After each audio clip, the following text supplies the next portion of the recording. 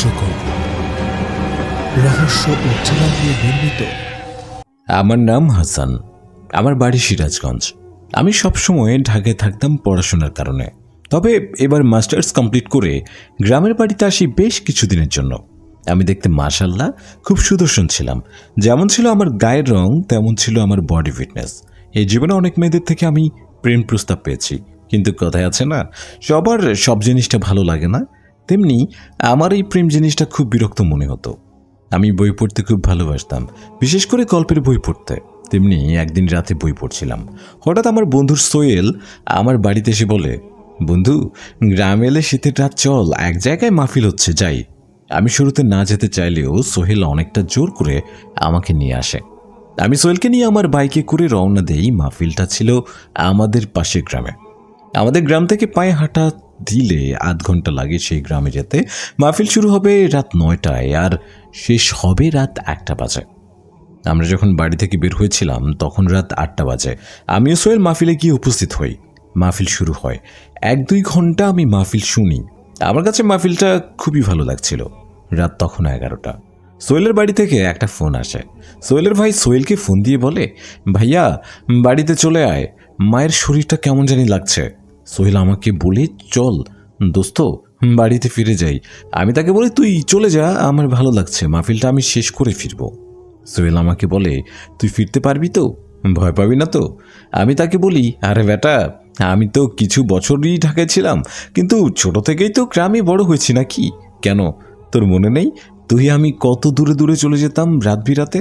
সোহেল আমাকে বলে, তাহলে আমি একটা অটো করে বাড়িতে চলে যাই, তুই বাইক নিয়ে ফিরে আসিস। আমি সোহেলকে বলি, ঠিক আছে তুই যা, আমি পুরো মাহফিলটা শেষ করেই ফিরব। দেখতে দেখতেই মাহফিল শেষ হয়ে যায়। মাহফিলের জন্য অনেক বড় একটা মেলা বসেছে। আমি দেখি একটা লোক গরম গরম মিষ্টি ভাজতেছে।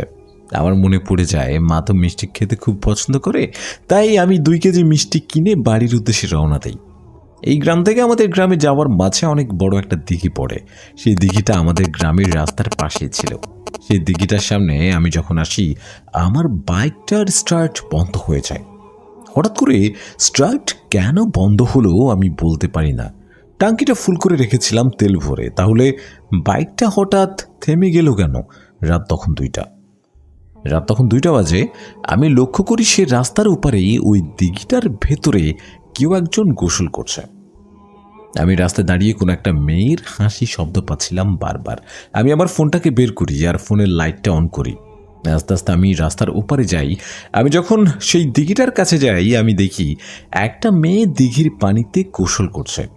আমি মনে মনে বলি, এত রাতে একটি মেয়ে দিঘির পানিতে গোসল করছে। আমি লক্ষ্য করে দেখি মেয়েটি একা একাই হাসাহাসি করছে, কিন্তু মেয়েটির সামনে কেউ ছিল না। মেয়েটির মুখ আমি দেখতে পাচ্ছিলাম না।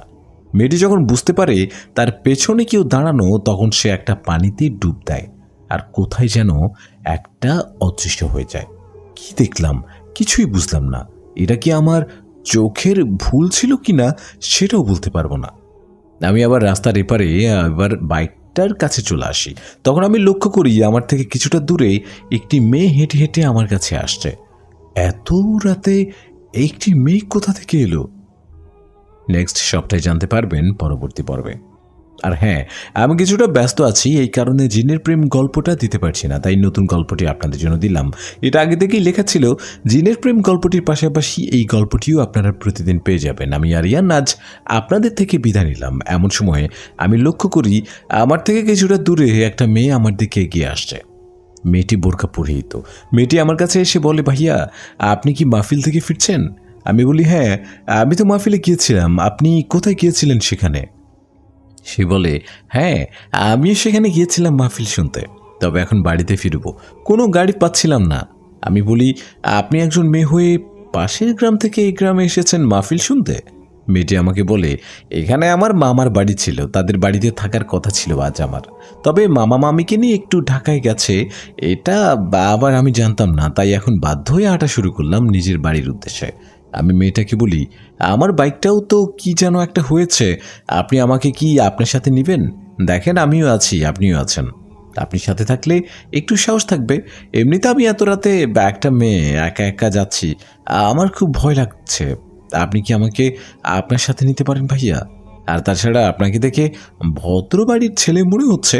আচ্ছা, আর আমার বাইকটাকে একটা গাছের সাথে লক করে রেখে দেই, আর সকালে সেটার কিছু একটা করব। আমি আর সে মেয়েটি আমাদের গ্রামের উদ্দেশ্যে হাঁটা দেই। আমি মেয়েটির কাছে জানতে চাই, আচ্ছা আপনি কোন বাড়ির মেয়ে? তবে মেয়ের যে কোনো কথা বলছে না, মেয়েটি এক ধ্যানে আমার হাতের রাখা মিষ্টির প্যাকেটের দিকে তাকিয়ে আছে। মেয়েটি আমাকে বলে, আপনি বোধহয় মিষ্টি কিনেছেন তাই না? আমি বলি, জি, আমার আম্মু মিষ্টি খেতে খুব পছন্দ করে তাই। মেয়েটি আমাকে বলে, কিছু মনে না করলে আমি সেখান থেকে একটা মিষ্টি খেতে পারি? আমি খুব অবাক হই, এভাবে কেউ কাউকে বলে না বা চায় না কিছু। আমি তাকে বলি, হ্যাঁ অবশ্যই। আমি আমার হাতের মিষ্টির প্যাকেটটা ধরি। ওই মেয়েটি থাপা দিয়ে মিষ্টি প্যাকেটটা তার হাতে নিয়ে নেয় আর পাগলের মতো মিষ্টিগুলো খেতে শুরু করে। মিষ্টি খাবার ধরন দেখে আমি বুঝে গেছি এটা কোনো মানুষ না, কারণ সে যখন মিষ্টি খাচ্ছিল আমি লক্ষ্য করে দেখি তার চোখের রং এখন পরিবর্তন হচ্ছে, আর আমি খুব ভয় পেয়ে যাই। আমি সেখান থেকে একটা দৌড় লাগাই বাড়ির উদ্দেশ্যে। আমি আর পিছনে ঘুরে তাকাইনি, কি হয়েছে না হয়েছে আমি আর দেখিও নি। আমি দৌড়াতে দৌড়াতে আমাদের গ্রামের 3 রাস্তার মোড়ে এসে দাঁড়াই। এখান থেকে আমাদের বাড়িটা খুব কাছেই, কিন্তু তখনই আমি আমার সামনে সে মেয়েটিকে আবার দেখি। আমি দৌড়াতে দৌড়াতে আমাদের গ্রামের 3 রাস্তার মোড়ে এসে দাঁড়াই। এখান থেকে আমাদের বাড়িটা খুব কাছেই। আমি ভাবছিলাম কি হলো এইসব আমার সাথে, যখনই আমি সামনে লক্ষ্য করে দেখি সেই বোরকা পরিহিত মেয়েটা আমার দিকে হেঁটে আসছে। আমি এসব দেখে আরও অনেকটা ভয় পেয়ে যাই। আমি সেখান থেকে পালিয়ে এখানে এলাম, আর এই মেয়েটা চোখের পলকে এখানে কিভাবে এলো? এবার আমার ধারণা সঠিক হলো, এই মেয়েটা কোনো মানুষ না। সে আমার কাছে এসে বলে, দৌড়ালেন কেন? আমি আপনাকে দেখে খুব পছন্দ করেছি, আমি আপনাকে ভালোবেসে ফেলেছি। আপনার মতো এত সুদর্শন একটা ছেলেকে যে কেউ ভালোবাসবে, আমি আর নিতে পারছিলাম না। আমি সেখানে অজ্ঞান হয়ে পড়ে যাই। সকালে আমি আমার জ্ঞান ফিরে পাই। আমি দেখি আমি সেই দিঘিটার কাছে বাইকের সামনে শুয়ে আছি, কিন্তু আমি তো এখানে ছিলাম না। আমি আমাদের গ্রামেই সেই 3 রাস্তার কাছে ছিলাম। আমি উঠে দাঁড়াই, আরে বলি, দেখি তো এখন বাইকটা স্টার্ট নেয় কি না। আমাকে অবাক করে দিয়ে বাইকটা পুরোপুরি স্টার্ট নেয়। বাইকটা তো ঠিক আছে, তাহলে রাতে কি হয়েছিল? আমি কি এখানে শুয়ে পড়েছিলাম আর ওইসব কি সবই স্বপ্ন ছিল আমার? তখনই আমার মিষ্টির প্যাকেটের কথাটা মনে পড়ে। আমি চারিপাশে মিষ্টির প্যাকেটটা খুঁজতে শুরু করি। কই, কোথাও তো সেই মিষ্টির প্যাকেটটা নাই। তার মানে আমার সাথেই যা হয়েছে সেটা কোনো স্বপ্ন ছিল না। আমি বাইক চালিয়ে বাসায় চলে আসি। মা বাবাকে এই বিষয়ে কিছু বলি না, তারা শুধু শুধু চিন্তা করবে। আমি সোহেলকে সব কিছু খুলে বলি। সোহেল বলে, ওই দিঘিটা ভালো না। অনেকে বলে সেই দিঘিটায় নাকি প্রতি পূর্ণিমা রাতে পরীরা এসে গোসল করে। অনেকে সেটা দেখেছে, কিন্তু তারা কারো কোনো ক্ষতি করে না, যদি না কেউ তাদের কোনো ক্ষতি না করে। তুমি কি তাদের কোনো ডিস্টার্ব করেছিলে? তখনই আমার মনে পড়ে যায়, সেদিন রাতে তো আমি সেই মেয়েটা যখন গোসল করছিল তাকে পেছন থেকে অনেকবার ডাক দেই। হয়তো এটার কারণেই সে আমার পিছনে লেগেছিল। সোহেল বলে, যা হয়েছে হয়ে গেছে, এখন এসব বাদ দাও। সবটা কি আসলে চাইলে বাদ দেওয়া যায়? রাতে আমার সাথে যা ঘটে এরপর থেকে আমার জীবনটা কেমন যেন একটা হয়ে যায়। আমি রাতে ঘুমিয়েছিলাম।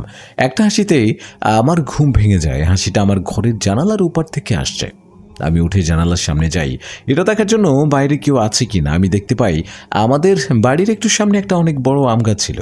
সে আম গাছের গোড়ায় একটা মেয়ে দাঁড়ানো। আমি মেয়েটাকে দেখে চিনে গেছি, এটা তো সেই মেয়ে, কারণ এই মেয়েটাও বোরকা পরা ছিল। আমি সাথে সাথে জানালাটা লাগিয়ে দেই আর খাটে সে কম্বলটা মুড়িয়ে তার ভিতরে ভয়ে ভয়ে ঘুমানোর চেষ্টা করছি। একটা সময় আমার চোখটা লেগে যায় আর আমি ঘুমিয়ে পড়ি। ঘুমানোর পর আমি একটা অদ্ভুত স্বপ্ন দেখি। আমি স্বপ্নে দেখছি সেই দিঘিটার পাড়ে আমি বসে আছি আর একটা মেয়ে গোসল করছে। সে আমাকে তার কাছে ডাকে। আমি আস্তে আস্তে সেই মেয়ের দিকে আগাতে থাকি আর পানিতে নেমে পড়ি। আমরা দুজন অনেক মজা করে গোসল করছিলাম, একে অপরের সাথে দুষ্টুমি করতেছিলাম। একটা সময় সে মেয়েটি আমাকে বলে, তুমি আমাকে দেখে এত ভয় পাও কেন? আমি তো তোমার কোনো ক্ষতি করতে চাই না, আমি তো তোমাকে ভালোবাসি। সেদিন রাতে যখন তোমাকে প্রথমবার দেখেছি তখনই তোমায় আমি ভালোবেসে ফেলেছি। তুমি শুধুই আমার, আমি তোমাকে অন্য কারো হতে দেব না। এটা বলে মেয়েটি আমাকে জড়িয়ে ধরে আর আমার স্বপ্নটা ভেঙে যায়। ঘুম থেকে উঠে দেখি এখন সকাল হয়ে গেছে। কি হচ্ছে আমার সাথে আমি কিছুই বুঝতে পারছিলাম না। আমি সিদ্ধান্ত নেই বাবা মাকে বিষয়টা জানাতে হবে, আর বাবা মাকে সব কিছু খুলে বলি সেদিন রাতে কথা আর ওই মেয়েটার কথা। বাবার সবটা শুনে বলে, ঠিক আছে, তুমি আগামীকাল আমার সাথে পাশের গ্রামে একটু যাবে। তোমার এক দাদা আছে, সে কবিরাজি চিকিৎসা করে। সে তোমার এই সমস্যাটার কোনো একটা সমাধান দিতে পারবে। রাতে বাবা আমার সাথে ঘুমায়। সেদিন রাতে আর কিছু হয় না আমার সাথে। পরের দিন বাবা আমাকে নিয়ে পাশের গ্রামের আমার সেই দাদার কাছে যায়। আমি গিয়ে দেখি দাদার বাড়িতে অনেক মানুষের ভিড়। বাবা বলে, তোমার দাদা অনেক বড় একজন কবিরাজ, আশেপাশের অনেকেই তার কাছে চিকিৎসার জন্য আসে। 2 ঘন্টা পর দাদা আমাদের সাথে দেখা করতে আসে। আমার বাবাকে সে দেখে বলে, কিরে ভাইপো, এতদিন পরে কাকার কথা মনে পড়লো? তোর বাবা ছিল আমার সব থেকে কাছের বন্ধু। সে মারা যাওয়ার পরে তোদের বাড়িতে আর যাওয়া হয়নি। এই বলে কি তোরাও আমার বাড়িতে আসা ভুলে যাবি? বাবা বলে, না না কাকা, এভাবে কেন বলছেন? আপনি তো আমাদের কাছের মানুষই। সে বলে, ঠিক আছে, বাদ দে। এখন কি কারণে এসেছিস এই কাকার কাছে? বাবা বলে, এটা আমার ছেলে, আপনার নাতি। দাদা আমাকে বলে, হ্যাঁ, ছোটবেলায় একবার দেখেছিলাম। দাদা বলে, কি হয়েছে, কোনো সমস্যা নাকি, বল আমাকে। আমি দাদাকে সব কিছু খুলে বলি, সেদিন রাতের কথা ও যা যা হয়েছে আমার সাথে এই পর্যন্ত সবটা শুনে দাদা বলে, ঠিক আছে, আমি কাল এই তোর উপরে সেই জিনটাকে হাজির করব। তোরা বাড়িতে যা, কাল আমি তোদের বাড়িতে আসব। আমরা দাদার থেকে বিদায় নিয়ে বাড়িতে চলে আসি। কবিরাজ দাদা কি পারবে এই পরীর হাত থেকে আমাকে বাঁচাতে? সেদিন রাতে দাদার বাড়ি থেকে বাসায় আসার পর মায়ের শরীরটা তেমন ভালো না, তাই বাবা মায়ের সাথে ঘুমায়। আমি আমার রুমে একাই ঘুমাচ্ছিলাম। হঠাৎ আমি শুনতে পাই আমার পায়ের কাছে কেউ একজন বসে বসে কান্না করছে। কান্নার শব্দে আমার ঘুমটা ভেঙে যায়। আমি চোখ খুলে দেখি এটা তো সেই মেয়ে, কিন্তু এখন সেই মেয়েটি আর বোরকা পরা না, খুব সুন্দরী একটা লাল রঙের শাড়ি পরা সুন্দরী একটা মেয়েকে লাগছে, অসাধারণ দেখতে। কেবল একটা নীল টিফাতে কালো রঙের চুড়ি।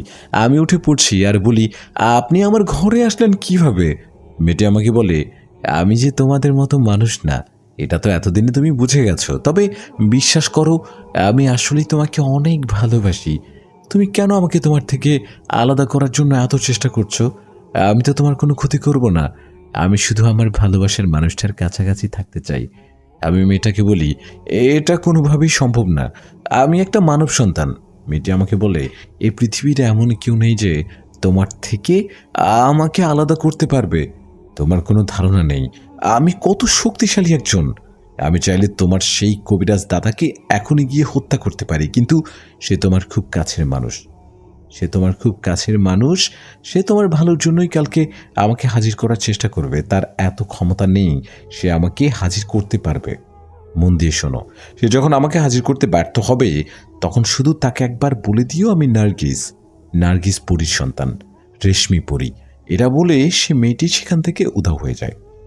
আমি জোরে জোরে বাবা মাকে ডাকতে থাকি। তারা খুব দ্রুতই আমার রুমে আসে আর আমার কাছে জানতে চায় কি হয়েছে। আমি তাদের সব কিছু খুলে বলি। সবটা শুনে বাবা বলে, কালই তোর দাদা এসে এটার একটা সমাধান দেবে। আমি বড় বাচ্চাদের মতো ভয় পেতে শুরু করি। কেমন হয়ে গেলাম আমি, এখন একা একা কোথাও যেতে খুব ভয় লাগে আমার। সেদিন বাবা মা আমার সাথেই থাকে। আমার বয়স এখন 28। এত বড় ছেলেটাকে তার বাবা মা পাহারা দিচ্ছে, এটা ভাবছি নিজের কাছে খুবই লজ্জা লাগছে। কিন্তু আমি খুব ভয় পাচ্ছিলাম। যেখানে কখনো কোনো মানুষের প্রেমেই পড়তে চাইনি, আর মেয়েটা তো কোনো মানুষই না। পরের দিন সেই কবিরাজ দাদা আমাদের বাসায় আসে। দাদা আমার বাবাকে বাজার থেকে কিছুটা জিনিস আনতে বলে, একটা গোলাপ জলের 1 প্যাকেট, আগরবাতি, 5 কেজি মিষ্টি আর 1 হাঁড়ি দই। বাবা দাদার কথা মতো এগুলো বাজার থেকে নিয়ে আসে। দাদা আমার রুমের মাটিতে একটা আসন আর্ট করে আর বাজার থেকে আনা সেই সব জিনিস সেই আসনের মাঝে রাখে। আসনের এক পাশে আমাকে বসায়, আরেক পাশে দাদা বসে। দাদা অনেক চেষ্টা করে সেই পরীটিকে আমার উপরে হাজির করার, কিন্তু দাদা এই কাজটি করতে পারছিল না। এভাবে প্রায় 5 ঘন্টা কেটে যায়। দাদা এবার হার মানতে বাধ্য হয়। আমার বাবা দাদার কাছে জানতে চায়, কি হয়েছে কাকা? কাকা বলে, আমার সাথে এমনটা কখনোই হয়নি। জিনপুরি যদি কোনো মানুষের উপর নজর দিয়ে রাখে তাহলে তাকে হাজির করা খুবই সহজ, কিন্তু তাকে আমি হাজির করতে পারছি না কেন? তখনই আমার কাল রাতের কথা মনে পড়ে যায়। সে মেয়েটি তো বলেছিল তোমার দাদা যখন আমাকে হাজির করতে ব্যর্থ হবে তখন তাকে আমার পরিচয়টি বলে দিও। আমি দাদাকে বলি, দাদা কাল রাতে সে আমার সাথে দেখা করতে এসেছিল। সে এটাও বলেছে আপনি নাকি তাকে হাজির করার ক্ষমতা রাখেন না, আর সেটার পরিচয়টাও আমাকে বলে গেছে আমি যেন আপনাকে তার পরিচয়টা দিয়ে দেই। দাদা আমার কাছে তার পরিচয় জানতে চায়। আমি দাদাকে বলি সে হচ্ছে নার্গিস পরীর একমাত্র সন্তান রেশমি পরী। এটা শুনে দাদা বলে, কি নার্গিস পরী? বাবা দাদার কাছে জানতে চাই, কে এই নার্গিস পরী? দাদা বলে, সে হচ্ছে পরীদের রানী। সে খুব শক্তিশালী, আর ওই পরীটা হচ্ছে তার সন্তান। সেও কম শক্তিশালী না, এই কারণে তাকে আমি হাজির করতে পারছিলাম না। বাবা বলে, তাহলে এখন আমার ছেলেকে কিভাবে উদ্ধার করব? সেই দাদা বলে, আমি আমার উস্তাদকে তোমাদের বাড়িতে নিয়ে আসবো, সে ইন্ডিয়া থাকে, তবে সে কিছু একটা ব্যবস্থা অবশ্যই করে দেবে। দাদা আমাদের বাড়ি থেকে চলে যায়। রাতে বাবা আমার সাথে ঘুমায়। আমি ঘুমের মাঝে অনুভব করতে পারছিলাম কেউ একজন আমাকে জড়িয়ে ধরে ঘুমিয়ে আছে। আমি শুরুতে ভেবেছিলাম এটা হয়তো বাবা, কিন্তু আমার তখন মনে পড়ে বাবা তো এভাবে ঘুমায় না। আমি চোখটা খুলে ফেলি আর দেখি এটা তো সেই মেয়ে। তাহলে আমার বাবা কোথায়? আমি মেয়েটাকে ধাক্কা দিয়ে উঠে বসি আর তার কাছে জানতে চাই, আমার বাবা কোথায়? কি করেছে আমার বাবাকে তুমি? মেয়েটি আমার বলে, তোমার কোনো কাছের মানুষের আমি ক্ষতি করতে পারবো না, কারণ আমি তোমাকে ভালোবাসি। তোমার বাবা মানে সে আমারও বাবা। তোমার বাবা তোমার মায়ের রুমে ঘুমোচ্ছে, সে নিজেও জানে না কিভাবে সে ওই রুমে গেছে। দেখো, তোমাকে আমি আগেও বলেছি, এখনো বলছি, আমি তোমার কোনো ক্ষতি করব না। আমি শুধু তোমাকে ভালোবাসি। কেন বুঝতে চাচ্ছ না? আমি তাকে বলি, মানুষ আর পরীর কখনো ভালোবাসা হয় না। সে বলে, অবশ্যই হয়, আমি এটা প্রমাণ করে দেব। এটা বলে সে আমাকে এসে জড়িয়ে ধরে। আমি জোরে একটা চিৎকার দেই। সে আমার চোখের সামনে থেকে উধাও হয়ে যায় আর বাবা মা আমার রুমে প্রবেশ করে। আমি বাবার কাছে জানতে চাই, তুমি ওই রুমে গেলে কখন? বাবা বলে, আমি নিজেও জানি না, আমি তোর সাথে ঘুমিয়েছিলাম। আমি বলি, কি হচ্ছে আমার সাথে? আমাকে বাঁচাও। বাবা, কিছু তো একটা করো। বাবা বলে, আমি কালী তোর দাদার বাড়িতে আবার যাব। বাবা বিকেলে সেই দাদার বাড়ি থেকে ফিরে আমি বাবার কাছে জানতে চাই, কবিরাজ দাদা কি বলল?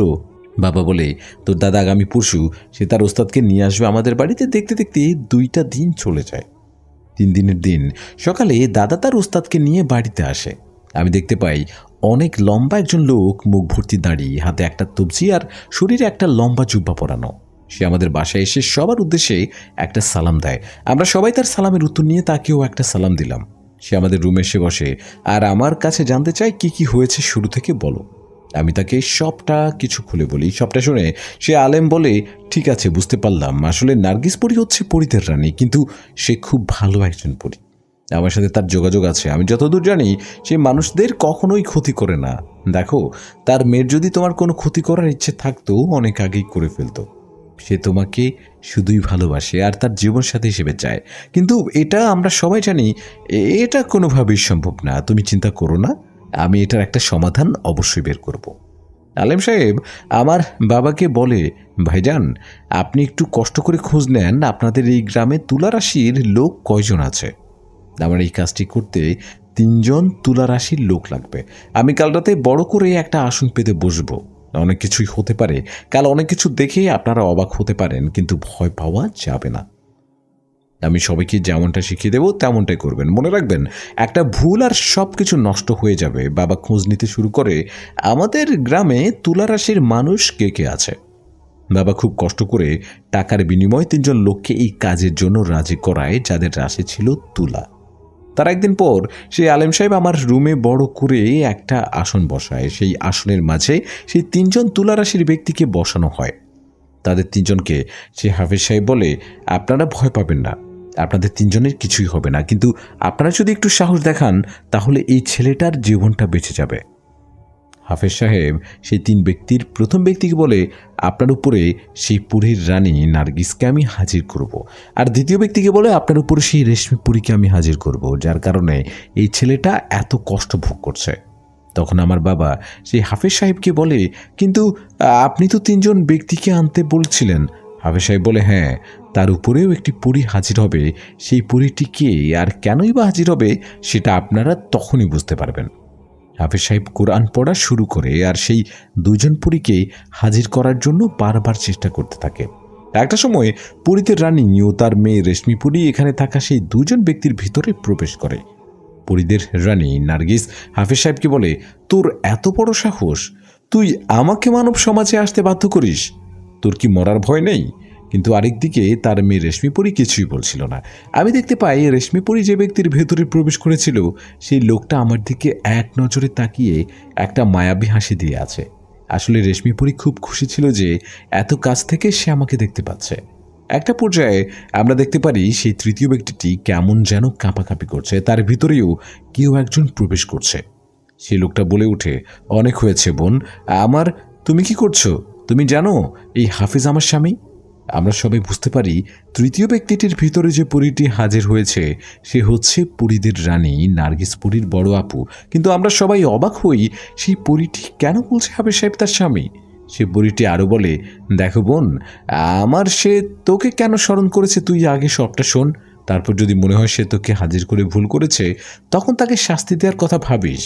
সেই পরীদের রানী নার্গিস পরী বলে, আপু তুই এখানে গত 10টা বছর তুমি আমাদের সাথে কোনো যোগাযোগ রাখোনি, আমরা তো এটাও জানতাম না তুমি বেঁচে আছো না মরে গেছো। সে বলে, এই বিষয়ে তোর সাথে আমি পরে কথা বলবো, কিন্তু তুই এখন পরীদের রানী, তোর এখন বিচার করতে হবে সঠিক বিচার। এবার পরীদের রানী নার্গিস হাফিজ সাহেবকে খুব সম্মানের সহিত বলেন আমাকে এখানে কেন টাকা হয়েছে। হাফিজ সাহেব তাকে বলে, দেখেন এই ছেলেটিকে আপনার মেয়ে খুব কষ্ট দিচ্ছে, আমি চাই আপনার মেয়ে এই ছেলেটির কাছে আর না আসুক। এখন সেই রেশমিপুরী কথা বলতে শুরু করে। সে বলে, আমি তাকে কষ্ট দিচ্ছি না, আমি তাকে ভালোবাসি। হাফিজ সাহেব বলে, কিন্তু এটা সম্ভব না। রেশমিপুরী বলে, কেন সম্ভব না? আমি পড়ি বলে? তাহলে আপনিও তো আমার খালামণিকে বিয়ে করেছেন, তখন কোথায় ছিল এই নিয়ম? কারণ তখন হাফিজ সাহেবের বউ রেশমিপুরীকে একটা ধমক দেয় আর বলে, চুপ করো বেয়াদব, এই বিষয়ে তুমি আর একটা কথাও বলবে না। দিনে দিনে তুমি খুব বেয়াদব হয়েছো, তাই না? মন দিয়ে শোনো, আমি তার কাছে এই কারণেই আছি কারণ সে মন থেকে আমাকে তার কাছে রাখতে চায়, কিন্তু হাসান তোমাকে তার কাছে রাখতে চায় না। সে তোমাকে ভালোবাসে না, সে তোমাকে দেখে ভয় পায়, সে চায় তুমি তার জীবন থেকে চলে যাও। রেশমিপুরী বলে, ঠিক আছে, আমি আর তার কাছে আসবো না, তার সাথে আর দেখা করব না, তবে হ্যাঁ, সে যেহেতু আমার না, আমি তাকে অন্য কারো হতে দেব না। এটা বলে সে লোকটি অজ্ঞান হয়ে যায় যার ভিতরে রেশমিপুরী হাজির হয়েছিল। তার মানে রেশমিপুরীটি সে লোকের ভেতর থেকে চলে গেছে।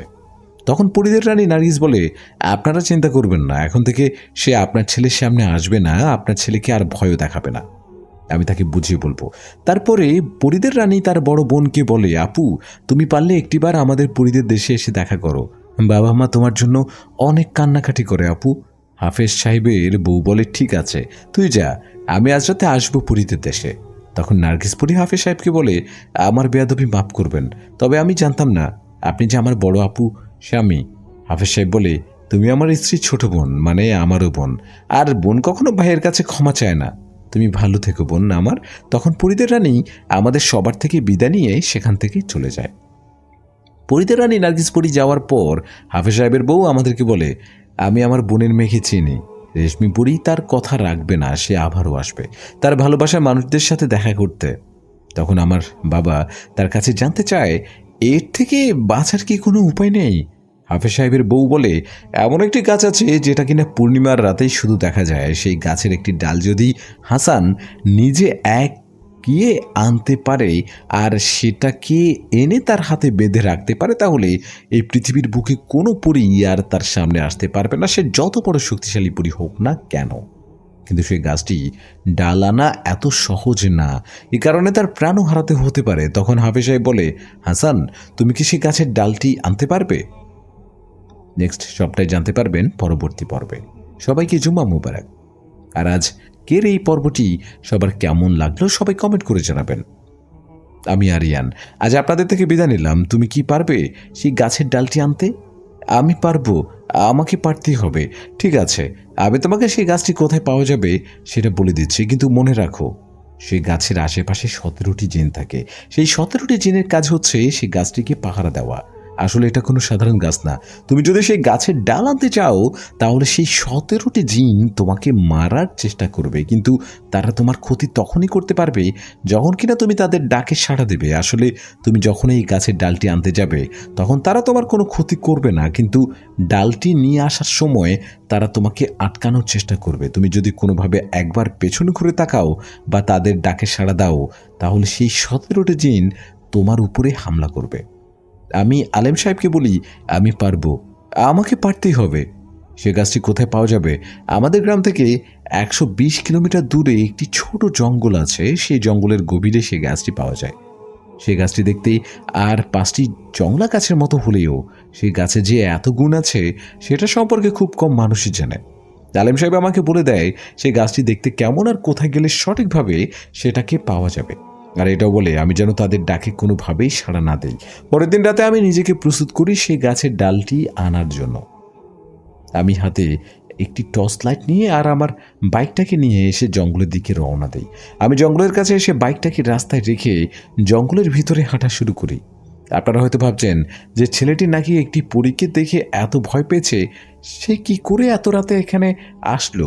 আসলে আমি সেই পরীটার উপরে এতটাই বিরক্ত হয়ে গিয়েছিলাম যে তার হাত থেকে বাঁচার জন্য আমি সব কিছু করতে রাজি হয়ে গিয়েছিলাম।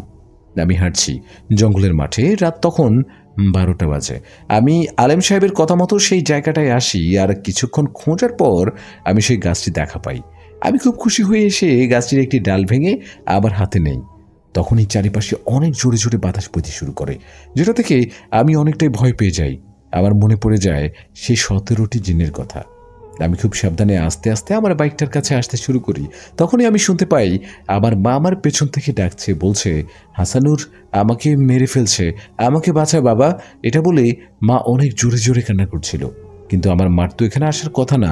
আলেম সাহেব যেহেতু বলে দিয়েছিল সেই খারাপ জিনগুলো আমাকে আটকানোর চেষ্টা করবে, এই কারণে আমি পিছনে না ঘুরে সামনে থেকে আগাতে শুরু করি। তখনই আমার বাবা আমার পেছন থেকে ডাকে, কি রে, আমাকে নিয়ে যা, দেখ আমি তোর পেছনে দাঁড়ানো। কিন্তু আমি আরও জোরে জোরে হাঁটা শুরু করি, কারণ আমি বুঝে গিয়েছিলাম এগুলো সেই জিনদের কাজ। আমি হাঁটতে হাঁটতে জঙ্গল শেষে আমার বাইকের কাছে আসি। বাইকটাতে স্টার্ট দিয়ে আমি বাইক নিয়ে সেখান থেকে বের হতে শুরু করি। আমি বাইক চালাচ্ছি। সেই রাস্তার আশেপাশে আর কোনো গাড়ি চলাচল করে না, কারণ এটা একটা খুব নিরিবিলি রাস্তা। আমি কিছুক্ষণ বাইক চালানোর পরে লক্ষ্য করি আগে তো কোনো রাস্তাই নেই, সামনে অনেক বড় একটি নদী। আমি তখন ভাবতে থাকি, আমি কি ভুল রাস্তায় চলে আসলাম? কিন্তু ভুল রাস্তায় আসার কথা না। আমি তো আসার সময় এই রাস্তা ধরে এসেছিলাম। আমি ভাবি হয়তো আমি বেশি চিন্তার কারণে একটি ভুল রাস্তা বেছে নিয়েছি। তখনই আমার বাইকটি থেমে যায়। এই বাইকটা থেকে নেমে পিছনে ঘুরে দেখার চেষ্টা করি যে আমি অন্য কোনো রাস্তায় চলে এসেছি কিনা। এটাই ছিল আমার সব থেকে বড় ভুল। পিছনে ঘুরে তাকিয়ে দেখি 17টি কালো ছায়া। তাদের চেহারা দেখা যাচ্ছে না, তাদের চোখ দুটো বাতির মতো জ্বলজ্বল করছে। তারা সকলে একসাথে হাসতে হাসতে বলে, শেষমেশ সে আমাদের ফাঁদে তুই পাড়া দিলি। কি কি ভাবছিলি তুই? ভুল রাস্তায় চলে এসেছিস? সারে না রে বেটা, তুই সামনে ঘুরে দেখ না একবার। আমি আবার আমার বাইকের সামনে ঘুরে দেখি সামনে তো কোনো নদী নেই। আমি তো সঠিক রাস্তায় ছিলাম, কিন্তু কিছুক্ষণ আগে যে আমি দেখলাম আমার পথের মাঝে একটা অনেক বড় নদী। তখন সেই 17টি জিন আমাকে বলে, আমরা মায়া করে তোর সামনে দেখেছি তুই একটি নদীর পাড়ে চলে এসেছিস, কিন্তু বাস্তবে তুই একটি রাস্তার মাঝে ছিলি। তখন সেই 17টি জিন আমার কাছে আসে আর আমাকে ধরে অন্য একটি স্থানে ছুঁড়ে মারে। তারা আমাকে বলে, এই গাছের ডাল নিয়ে আজ পর্যন্ত কেউ বেঁচে ফিরতে পারেনি। সেই জিনগুলো আমাকে অনেক মারে। আর একটা সময় যখন তারা আমাকে হত্যা করতেই যাবে, তখনই একটি জোরে বাতাস এসে তাদেরকে অন্য একটি স্থানে ছুঁড়ে মারে। আর কেউ একজন আমার পেছন থেকে এসে আমাকে মাটি থেকে তুলে। আমি দেখি এটা তো রেশমিপুরী। রেশমিপুরী সেই 17টি জিনকে বলে, তোদের এত বড় সাহস, তোরা আমার ভালোবাসার মানুষের গায়ে হাত তুলিস? এটা বলে রেশমিপুরী তাদের দিকে এগিয়ে যায়। সে 17টি জিন নিলেও যেন রেশমিপুরীর সাথে পারছিল না, কারণ সে তো কোনো সাধারণ পরী না, সে তো ছিল পরীদের রানী নার্গিস পরীর সন্তান রেশমিপুরী। রেশমিপুরী সেই 17টি জিনের থেকে একটি জিনকে হত্যা করে। এটা দেখে বাকি 16টি জিন সেখান থেকে পালিয়ে যায়। এবার রেশমিপুরী আমার কাছে এসে বলে, তুমি আমার হাত থেকে রক্ষা পাওয়ার জন্য নিজের জীবন বাজি রেখে জঙ্গলে এলে। তোমার কাছে আমি এতটাই বিরক্তিকর হাসান? ওই যে তোমার গাছের ডালটা, যাও এটা নিয়ে বাড়িতে যাও, আর তুমি কাল এটাকে হাতে বেঁধে দিও যাতে আমি আর তোমার কাছে না আসতে পারি। আমি বুঝতে পারছিলাম রেশমিপুরী কান্না করছে। রেশমিপুরী সেখান থেকে অদৃশ্য হয়ে চলে গেল। আমি কি ঠিক করছি? কারণ রেশমিপুরী আজ না আসলে আমি হয়তো বেঁচে থাকতাম না, আর তাকেই আমি আমার জীবন থেকে তাড়িয়ে দিতে চাই। এটা কি আমি ঠিক করছি? সে তো আমাকে অনেক ভালোবাসে। আমার কি তার ভালোবাসা প্রত্যাখ্যান করা ঠিক? আমি সেই গাছের ডালটি হাত দিয়ে দূরে ছুঁড়ে মারি আর মনে মনে বলি, রেশমিপুরী যখন আমাকে এতটা ভালোবাসে, আমিও তাকে ভালোবাসবো। কিন্তু আমি তাকে কি করে বলবো আমি তাকে ভালোবাসতে চাই? আমি ভাবি আগামীকাল রেশমিপুরীকে আমি স্মরণ করব, সে দিঘির পাড়ে যেখানে কিনা তার সাথে আমার প্রথমবার দেখা হয়েছিল। রেশমিপুরী যাওয়ার পর আমি সেই জঙ্গল থেকে বাড়িতে ফিরে আসি। আমার হাতে ডালটা না দেখতে পেয়ে হাফেজ সাহেব আমার কাছে জানতে চায় কি হয়েছিল। আমি তাকে সবটা খুলে বলি। আর এটাও বলি, আমি রেশমিপুরীর সাথে সাথেই থাকতে চাই। আমি চাই সে আমার জীবনে সবসময় থাকে, জানো, যেমনটা আপনার জীবনে একটা পরী আছে ঠিক একইভাবে। এটা শুনে বাবা খুব রেগে যায় আর আমাকে মারতে আসে। আমি বাবাকে বলি, সে যদি না থাকতো তাহলে আমি আজকে আর ফিরে আসতাম না। বাবা, কি ভুল ছিল তার? এটাই তো সে আমাকে ভালোবাসে। হাফেজ সাহেব আমার বাবা মাকে বলে, হাসান ওর জায়গা থেকে ঠিক আছে, কারণ ওর জীবন রেশমিপুরী বাঁচিয়েছে। রেশমিপুরী সেখানে যদি না উপস্থিত হতো, সে জিনরা হাসানকে খুব ভয়ানক মৃত্যু দিত। হাফেজ সাহেব আমাকে বলেন, ঠিক আছে, তুমি তার সাথে থাকতে পারো, তবে একটি শর্ত আছে। আমি হাফেজ সাহেবের কাছে জানতে চাই, কি শর্ত? দেখো হাসান, রেশমিপুরীকে তুমি যদি ভালো করতে পারো, তাকে যদি তুমি 5 ওয়াক্ত নামাজ আদায় করাতে পারো, সবসময় তুমি তাকে সৎপথে রাখতে পারো, আর তার মাধ্যমে মানুষের উপকার করতে পারো, তাহলে তোমরা দুজন এক হতে পারো। রেশমিপুরী হচ্ছে পুরীদের রানীর মেয়ে, তার ভেতরে অনেক শক্তি আছে। তুমি ওর মাধ্যমে অনেক মানুষের উপকার করতে পারো। তোমরা দুজন যদি একসাথে এই ধর্মের রাস্তায় চলো আর খারাপ জিন তার হাত থেকে মানুষদের উদ্ধার করো, তাহলেই তোমরা একসাথে থাকতে পারো। কিন্তু তোমরা কখনোই একে অপরের সাথে মিলন করতে পারবে না, কারণ সেটা প্রকৃতির বিরুদ্ধে। তোমরা শুধু একে অপরকে মন থেকে চাইতে পারবে। তুমি তো জানো হাসান, আমার বউটাও একজন পরী, কিন্তু আমরা কখনোই শারীরিক সম্পর্ক করিনি একে অপরের সাথে। শরীরকে ঘিরে ভালোবাসা হয় না, আমরা একে অপরকে মন থেকে ভালোবাসি। তুমি যদি এরকম পারো তাহলে তোমরা অবশ্যই একসাথে থাকতে পারো, আর যদি না পারো তাহলে আমি বলবো তুমি তাকে তোমার থেকে দূরে সরিয়ে দাও। এখন কি করবে সেটা একান্ত তোমার ভেতরে। আমি হাফেজ সাহেবকে বলি, আমি আপনার মতো তাকে মনে মনে ভালোবাসবো, আর দিনে রাস্তায় চলবো, আর আপনার মতোই মানুষদের উপকার করব। যতদিন বেঁচে থাকবো। হাফেজ সাহেব আমাকে বলে, কিন্তু তোমাকে একটি মানুষের মেয়েকে বিয়ে করতে হবে, কারণ বিয়ে আমাদের জন্য ফরজ। হাফেজ সাহেব আমাকে বলে, আমি কিন্তু 2টা বিয়ে করেছি। একটি আমার পরী বউ, যাকে কিনা তোমরা সেদিন দেখলে, আর একটি বউ আছে আমার, যে কিনা ঘরে থাকে, সে একজন মানুষের মেয়ে। আমি তার থেকে অনুমতি নিয়ে এই পরীটাকে বিয়ে করেছিলাম। আমার মানুষ বউ তাকে মেনে নিয়েছে। তুমি আগে রেশমিপুরীর সাথে এই বিষয়ে কথা বলো, এরপরে বলবে তুমি তাকে ভালোবাসবে, কিন্তু মনে মনে, আর তার জন্য তাকে পুরোপুরি আল্লাহর পথে চলতে হবে। তুমি রেশমিপুরীকে এটাও বলবে তুমি রেশমিপুরীকে বিয়ে করবে, কিন্তু তার আগে তুমি আরেকটি মানুষ মেয়েকে বিয়ে করবে। তুমি মানুষ মেয়ের সাথে সংসার করবে, পাশাপাশি তার সাথে সংসার করবে, যেমনটা কি না আমি করি। এসব বলার পরেও যদি রেশমিপুরী তোমাকে বিয়ে করতে চায়, তাহলে তুমি তাকে চোখ বুঝে বিয়ে করতে পারো। আমি নিজে দাঁড়িয়ে থেকে তোমাদের বিয়ে দিব। আমি হাফেজ সাহেবকে বলি, ঠিক আছে, আজ রাতে আমি তার সাথে কথা বলবো। সেদিন রাত 1টা বাজে। আমি আমার ভাইটাকে নিয়ে সেই দিঘির পাড়ে যাই। সেখানে গিয়ে আমি রেশমিপুরীকে বারবার স্মরণ করি, যাতে সে আমার সাথে দেখা করতে আসে। কিছুক্ষণ পর আমি লক্ষ্য করি দিঘিটার থেকে উঠে আসলো রেশমিপুরী। সে তো আমাকে দেখে অনেক খুশি হয়। আমি তাকে বলি, আমি তোমাকে ভালোবাসবো আর তোমাকে বিয়ে করব, কিন্তু আমার কিছু শর্ত আছে। রেশমিপুরী আমার কাছে জানতে চায়, কি শর্ত? আমি তাকে সবটা বলি, যেমনটা হাফেজ সাহেব আমাকে শিখিয়ে দিয়েছে। আমি রেশমিপুরীকে বলি, এখন তুমি ভেবে বলো, তুমি কি এখন আমার সাথে থাকতে চাও সারা জীবন? রেশমিপুরী তখন চুপ ছিল। তারপরে সে যা বলে, এটা শুনে আমি পুরো অবাক হয়ে যাই।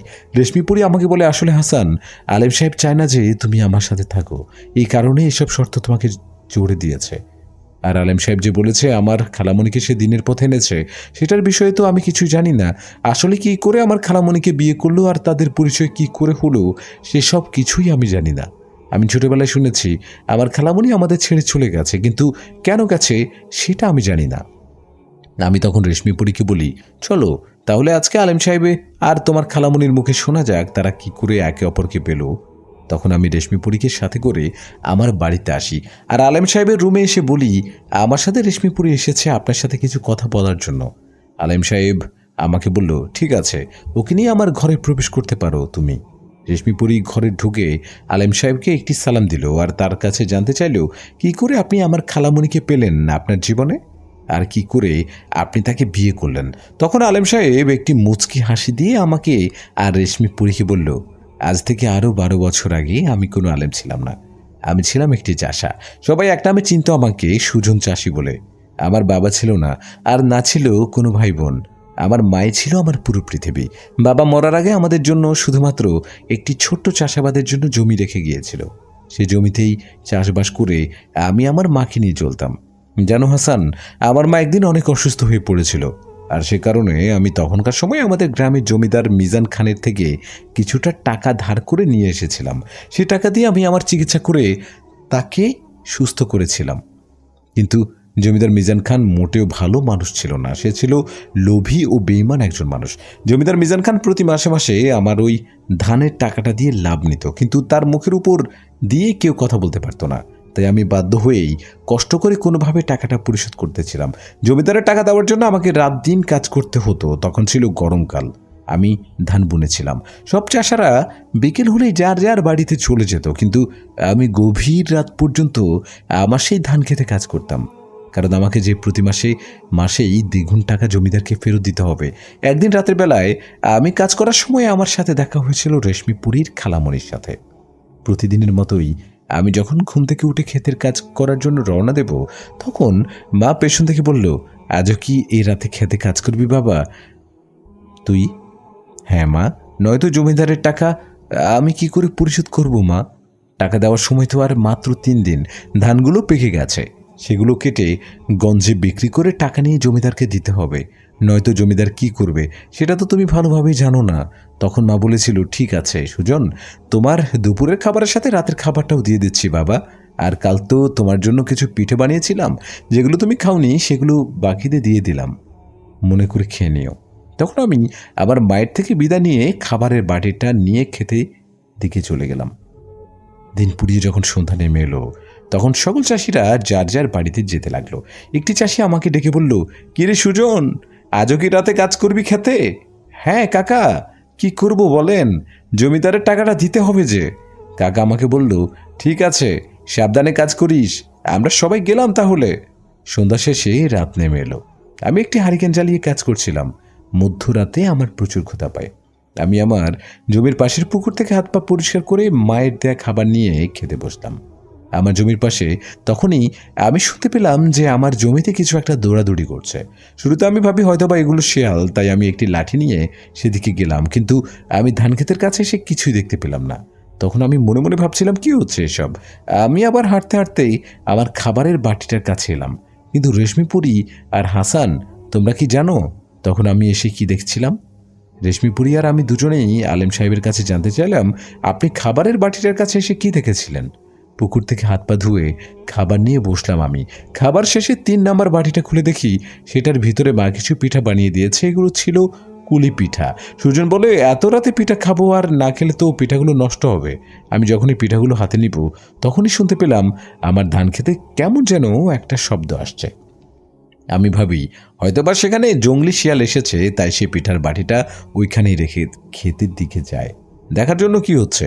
আমি ক্ষেতের দিকে যাই, কিন্তু সেখানে তো কিছু ছিল না। তাহলে এত শব্দ কোথা থেকে এলো? আমি আবার যখন খাবারের জায়গাটায় আসি, আমি দেখি সেখানে পিঠার বাটিটা উল্টো হয়ে পড়ে আছে। আমি তাড়াতাড়ি ওইখানে গিয়ে দেখি ওইখানে কোনো পিঠে নেই, বাটিটা পড়ে আছে শুধু। তখনই আমি শুনতে পাই চারিপাশ থেকে একটি মেয়ের হাসি শব্দ আসছে। আমি শব্দটা শুনে ওইদিকে তাকাই। আমি দেখতে পাই রাস্তার ওপারে একটি তালগাছের আগায় সুন্দর একটি লাল পোশাক পরে একটা মেয়ে বসে আছে। মেয়েটি তালগাছের আগায় বসে পা দুটো ঝুলাচ্ছে, আর তার হাতেই সেই কুলি পিঠাগুলো সে খাচ্ছে আর বলছে, এগুলো আপনার মায়ের বানানো? সেটা বুঝতে পারলাম আমি। ওই মেয়েটা আমাকে বলে, আপনাকে অনেক অনেক ধন্যবাদ, এত সুস্বাদু পিঠা এর আগে আমি কখনো খাইনি, আমাকে মাফ করবেন, আপনাকে না বলেই আপনার পিঠাগুলো চুরি করলাম। মেয়েটা আরও বলে, আপনি চাইলে এখান থেকে কিছু পিঠা নিতে পারেন, কি খাবেন আপনি? মেয়েটার চেহারা ভয়ানক ছিল না, তবে সে যেভাবে ওইখানে উঠে বসেছিল সেটা দেখে আমি অনেক ভয় পাই, আর সেখান থেকে একটি দৌড় লাগাই। আমি দৌড়াতে দৌড়াতে আমার বাড়ির কাছে সে একটি চিৎকার দিয়ে অজ্ঞান হয়ে যাই। আমার চিৎকার শুনে আমার মা ঘর থেকে বের হয়ে দেখে তার ছেলে অজ্ঞান হয়ে পড়ে আছে। আমার মা আশেপাশের বাড়ির আরও কিছু লোকজন জড়ো করে আমাকে ঘরে শুইয়ে দেয়। আমার জ্ঞান ফিরে 2 দিন পর। আমার জ্ঞান ফেরার পরে আমি দেখি আমার মা আমার পায়ের কাছে বসে কান্না করছে।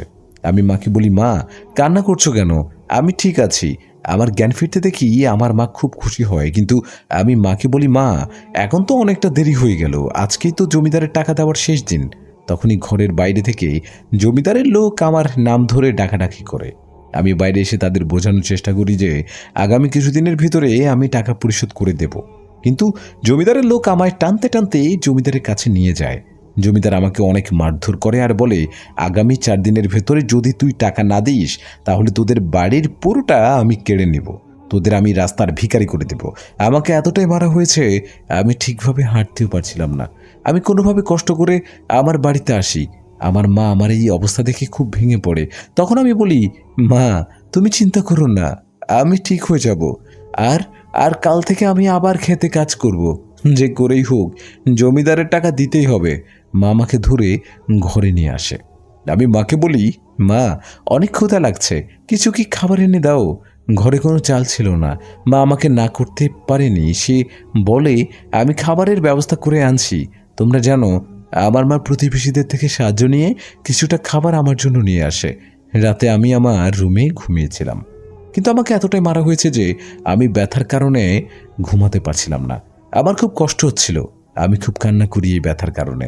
আমি চোখ বুজেছিলাম, কিন্তু তখনই আমি অনুভব করতে পারি আমার শরীরে কেউ হাত বুলাচ্ছে। কিন্তু অবাক করার বিষয় হলো, সে আমার শরীরের যেখানে যেখানে হাত বুলাচ্ছে সেখানের ব্যথা চলে যাচ্ছে। কি এমনটা করছে দেখার জন্য আমি যখন আমার চোখ খুলি, আমি যা দেখি সেটার জন্য আমি মোটেও প্রস্তুত ছিলাম না। আমি চোখ খুলে দেখে সেই মেয়েটি আমার শরীরকে ছুঁয়ে দিচ্ছে বারবার। যে মেয়েটাকে আমি সেদিন রাতে তাল গাছের আগায় বসে থাকতে দেখেছিলাম, যাকে দেখে আমি ভয় পেয়েছিলাম, কিন্তু আজকে আমি সেই মেয়েটিকে দেখে মোটেও ভয় পাচ্ছি না। বরঞ্চ তার উপর আমার খুব রাগ হচ্ছে, কারণ তার জন্যই আমি এত বড় একটি বিপদে পড়েছি। আমি সেই মেয়েটিকে বলি, আপনি এখনই এখান থেকে চলে যান। আপনার জন্য আজকে আমি এত বড় একটি বিপদে পড়েছি। আপনার জন্য আমাকে আর আমার মাকে এখন বাড়ি ছাড়তে হবে। তখন সে মেয়েটি আমাকে বলে, আমাকে মাফ করবেন, কিন্তু আমি বুঝতে পারিনি সেদিন যে এরকমটা হয়ে যাবে। আসলে আমি মজা করতে করতে আপনার অনেক বড় ক্ষতি করে ফেলেছি। আপনি আমাকে মাফ করে দেন। মেয়েটা এত সুন্দরভাবে আমার কাছে মাপ চাইছিল, আমি তাকে মাফ না করে থাকতে পারলাম না, কারণ তার মুখে ছিল অদ্ভুত ধরনের মায়া। আমি মেয়েটিকে বলি, আমি বুঝতে পারছি আপনি কোনো মানুষ না, কারণ আপনার এত রাতে আমার রুমে আসা, তারপরে সেদিন রাতে ওই গাছের আগায় বসে থাকা, এগুলো মানুষদের পক্ষে করা সম্ভব না। মেয়েটি তখন বলে, আমি একটি পরী, আমি একটা ভালো পরী, আমি কখনো কোনো মানুষের ক্ষতি করিনি। আমি সেই বট গাছটাই থাকি। আমি সেদিন গাছের আগায় বসেছিলাম আর আপনাকে দেখছিলাম। আমি দূর থেকে লক্ষ্য করি আপনি পিঠা খাচ্ছেন। পিঠা আমার খুব পছন্দ, তাই আমি আপনাকে না বলে লুকিয়ে লুকিয়ে পিঠাগুলো নিয়েছিলাম। কিন্তু বিশ্বাস করেন, আমি ভাবতে পারিনি এ কারণে আপনি এত বড় একটি বিপদে পড়বেন। আমি যদি জানতাম আপনি এত বড় বিপদে পড়বেন তাহলে আমি কখনো পিঠাগুলো চুরি করতাম না। আমি মেয়েটাকে বলি, যা হওয়ার তো হয়ে গেছে। আমি লক্ষ্য করি আমার শরীরে এখন আর কোনো ব্যথা নেই, কারণ ওই মেয়েটি আমাকে যখন ছুঁয়ে দিয়েছে তখনই আমার শরীরের ব্যথাগুলো উধাও হয়ে গেছে। আমি এখন পুরোপুরি সুস্থ। মেয়েটি আমাকে বলে, আমার জন্য যখন আপনি এত বড় বিপদে পড়েছেন, আমি আপনাকে সাহায্য করতে চাই। আমি সেই পরীটাকে বলি, কি করে আপনি আমাকে সাহায্য করবেন শুনি। সে বলে, আপনার তো অনেক টাকার দরকার, তাই না? আমি তাকে বলি, হ্যাঁ আমার টাকার দরকার, কিন্তু আপনি তো মানুষ না, আপনি কোথায় টাকা পাবেন? তখন পরীটা আমাকে বলে, আমার কাছে টাকা নেই তো কি হয়েছে, আমি গুপ্তধনের সন্ধান জানি। আমি পরীটাকে বলি, গুপ্তধন মানে? আপনি কি বলতে চাচ্ছেন? আমি কিছুই বুঝতে পারছি না। পরীটা আমাকে বলে, আমি কিছু জায়গার সন্ধান জানি, সেখানে খোদাই করলে মাটির নিচে কিছু গুপ্তধন আছে। আসলে অনেক অনেক বছর আগে কিছু লোভী মানুষ তাদের টাকা পয়সা রাখার জন্য মাটির তুলায় লুকিয়ে রাখতো সেগুলো, কারণ তারা ভাবতো তাদের সারা জীবনের সঞ্চয় কেন তাদের ছেলেমেয়েরা ভোগ করবে। তখনকার সময়ের মানুষদের চিন্তাভাবনা ছিল অন্যরকম। তারা কখনোই চাইতো না তাদের সারা জীবনের রোজগার অন্য কেউ ভোগ করুক, তাই তারা মরে যাওয়ার আগে তাদের সারা জীবনের সঞ্চয় গভীর রাতে মাটির তলায় লুকিয়ে রাখত। পরে যখন সময়ের সাথে তারা মারা যেত, তাদের টাকা পয়সাগুলো সেখানে মাটির তলায় পড়ে থাকতো। আমি কিছু গুপ্তধনের সন্ধান জানি। আসলে আমি এই জায়গাটায় গত 400 বছর ধরে বসবাস করছি। আমি সেসব ঘটনা সাক্ষী। তারা যখন টাকা পয়সাগুলো লুকিয়ে রাখার জন্য গভীর রাতে আসতো, আমি সেই তালগাছে বসে বসে সব কিছু দেখতাম। আপনি আমার সাহায্য সেগুলো উদ্ধার করতে পারেন সাহায্যে, আর আপনার অবস্থার পরিবর্তন করতে পারেন। আপনি আগামীকাল রাতে খেতে আসবেন। খেতে কাজ করার নাম করে আমি আমার তাল গাছেই থাকবো, আপনি সেখানে এসে আমার সাথে দেখা করবেন। এটা বলে সেই পরীটা সেখান থেকে চলে গেল। আমার এখন কি করা উচিত? আমার কি গভীর রাতে সেই পরীটার সাথে দেখা করা উচিত? সেই পরীটা কি আসলেই আমাকে সাহায্য করতে চায়, নাকি রাতের অন্ধকারে আমার কোনো ক্ষতি করবে সে? সুজন, আপনি আগামীকাল রাতে খেতে আসবেন কাজ করার নাম করে। আমি তালগাছে থাকবো, আপনি সেখানে এসে আমার সাথে দেখা করবেন। এটা বলে পরীটা সেখান থেকে চলে গেল। আগামীকাল সকালে মা যখন দেখল আমার পুরো শরীরের ক্ষত আঘাত চলে গেছে, মা তো পুরোই অবাক। মা আমাকে বলে, এত তাড়াতাড়ি তোর শরীরের আঘাত কী করে মিটে গেল? আমি মাকে বলি, এই সবটাই উপরওয়ালার সাহায্য, তুমি চিন্তা করো না, আমি এখন কাজে যাচ্ছি আর রাতে আমি ফিরবো না মা, কারণ আজকে রাতে ধান কাটতেই হবে। মা তো আমাকে কোনোভাবেই যেতে দেবে না, কারণ সেদিন রাতে আমি যে ভয় পেয়েছি মাকে সবটা বলিনি।